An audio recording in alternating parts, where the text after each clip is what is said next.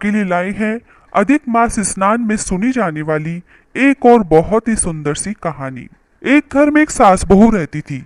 अधिक मास आया तो सास ने बहू से कहा, बहू अब कल से अधिक मास लग रहा है तो मैं रोज सुबह अधिक मास नहाऊंगी।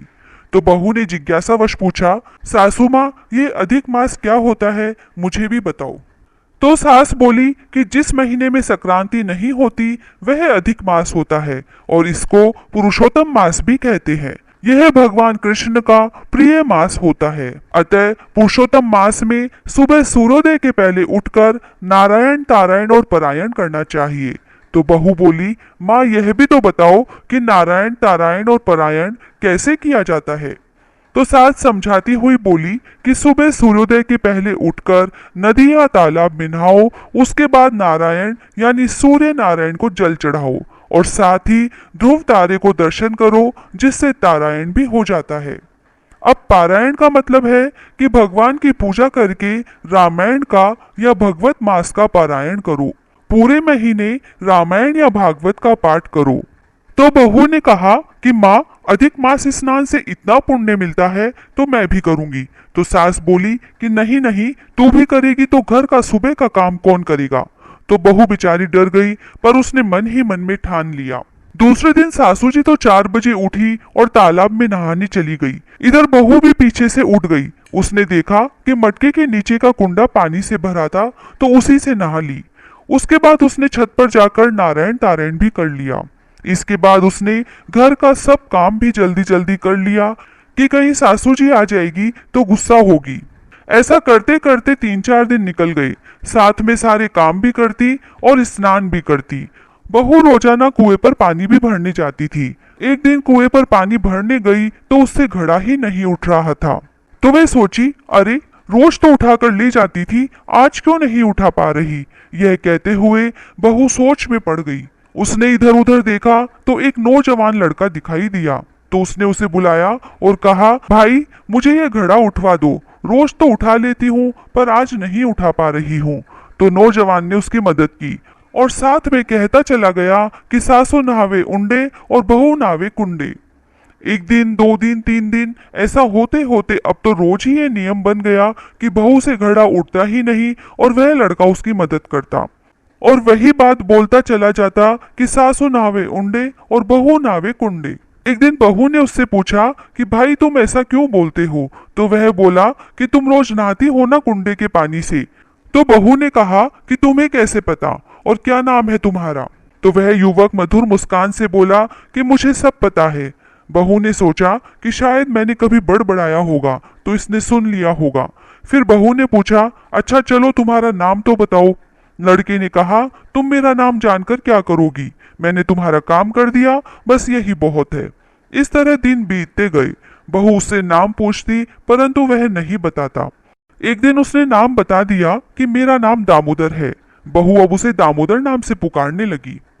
उधर अधिक मास पूरा होने में आया तो सासू माँ ने बहू से कहा कि कल मैं अधिक मास का जोड़ा जिमाऊंगी, तो कल तू 5 पकवान बनाना।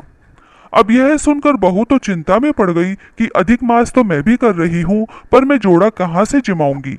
यह सोचते हुए रात हो गई। सुबह वैसे ही नारायण तारायण किया और पानी लेने गई कुएं पर। देखा तो दामोदर वही था। उसने दामोदर को अपनी समस्या बताई। अब दामोदर ने कहा कि बहन चिंता क्यों कर रही हो, मैं हूं ना, मैं आ जाऊंगा जोड़ा जीमने। तो बहू बोली, मैं कैसे बुलाने आऊंगी। तो दामोदर ने कहा, तुम और कुछ नहीं करना, बस 2 थाली परोस कर तुलसी वृंदावन में रख देना और घंटी बजा देना, तो मैं आ जाऊंगा।